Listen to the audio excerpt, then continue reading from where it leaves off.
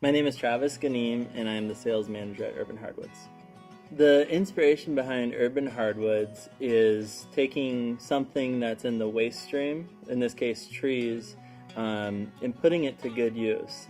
Usually we get a call from the homeowner when their tree is sick or dying or has to come down for safety reasons. So we do some vetting, make sure it's a hardwood, make sure it's big enough.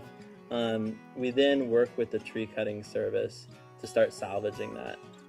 There's a whole list of logistics that go into it. How a tree cutting service usually cuts these trees down as little bits and pieces. It's the safest, easiest way, but we're wanting these huge, massive chunks of the tree, and that can be hard. It sometimes requires cranes and various pieces of equipment.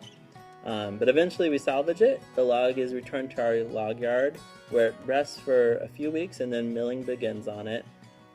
After that, there's 3 years of air drying minimum that it gets, and then it's kiln dried, and then it finally comes to our shop ready to become a dining table. Our customers come to us because they're seeking something that is both sustainable and beautiful.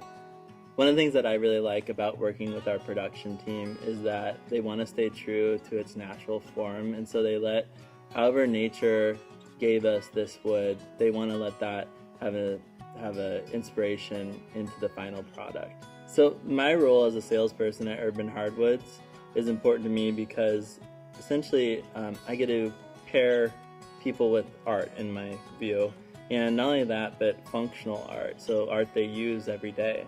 And then kind of the second tier to that is I love the idea of families gathering around our tables for generations and thinking 100, 200 years, 300 years from now, people might have one of our tables still.